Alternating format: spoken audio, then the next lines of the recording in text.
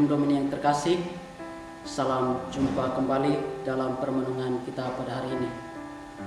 Kisah Injil yang akan kita renungkan pada hari ini menampilkan perdebatan tokoh-tokoh penting, yakni kelompok orang Yahudi dengan Yesus.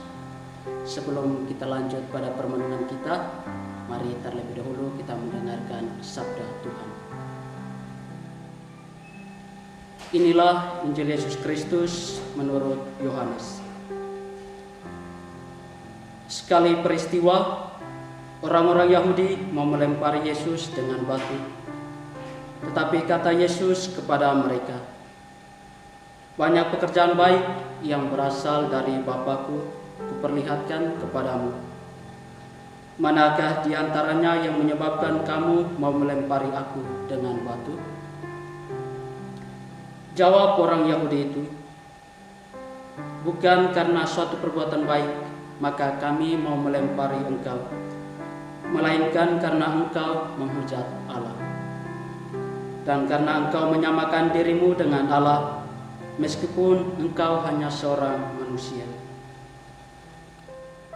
Kata Yesus kepada mereka, "Tidakkah ada tertulis dalam kitab Tauratmu, Aku telah berfirman, kamu adalah Allah?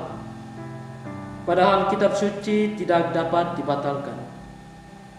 Maka jikalau mereka kepada siapa firman itu disampaikan disebut Allah, masihkah kamu berkata kepada Dia yang dikuduskan oleh Bapa dan yang telah diutusnya ke dalam dunia, engkau menghujat Allah?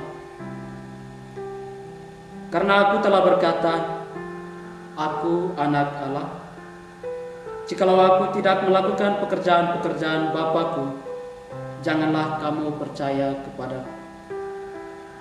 Tetapi jikalau aku melakukannya dan kamu tidak mau percaya kepadaku, percayalah akan pekerjaan-pekerjaan itu, supaya kamu boleh mengetahui dan mengerti bahwa Bapa ada di dalam aku dan aku ada di dalam Bapa."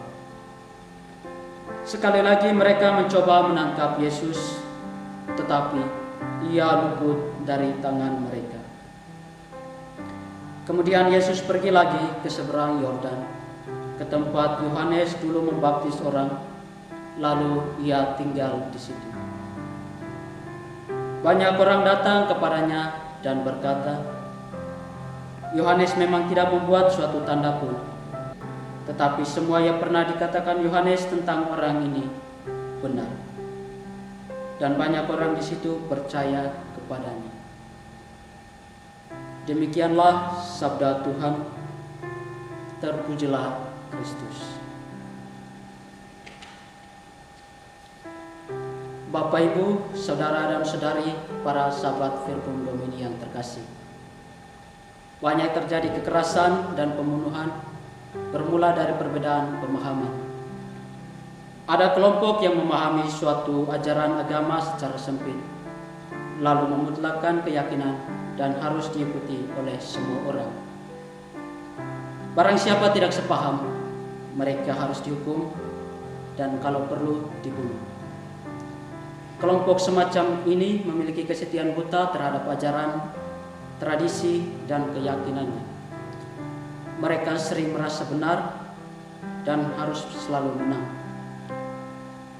Kisah Injil yang kita dengarkan dan yang akan kita renungkan pada hari ini menampilkan perdebatan antara tokoh-tokoh penting, yakni kelompok orang Yahudi dengan Yesus.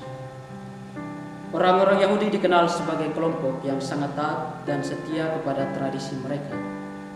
Kehadiran Yesus dengan membawa sebuah pengajaran yang berbeda dengan tradisi mereka membuat Yesus berada dalam kata bahaya. Kelompok-kelompok ini sama sekali tidak peduli dengan semua perbuatan baik Yesus, dan mereka berupaya untuk membunuhnya dan melemparinya. Kepicikan dan fanatisme telah menutup mata mereka dalam melihat sisi baik Yesus. Namun ada kata-kata Yesus yang menyebut bahwa Dia dan Bapa adalah satu, secara langsung telah ditangkap oleh kelompok Yahudi dan melihat Yesus sebagai orang yang menghujat Allah. mereka dengan sangat menolak sikap Yesus yang mengatakan demikian karena menyamakan diri dengan Allah. Dan inilah alasan orang-orang berniat untuk melemparinya dengan batu. Tetapi ada satu hal yang perlu untuk digarisbawahi, bahwa alasan Yesus ingin dibunuh oleh kelompok ini adalah demi menyelamatkan kedudukan mereka. Mereka menjadi takut kalau nantinya Yesus akan mempengaruhi semua orang dengan ajarannya. Ketidaksukaan orang-orang Yahudi terhadap Yesus sudah diketahuinya, sehingga Yesus mengatakan kalau mereka itu sudah gagal paham. Yesus yang dalam teks Injil pada hari ini berusaha untuk menjelaskan kepada mereka akan kekuasaannya, agar mereka boleh percaya dan diselamatkan. Selain itu, Yesus yang melakukan pekerjaan baik dan positif diartikan sebagai perbuatan yang berasal dari Allah.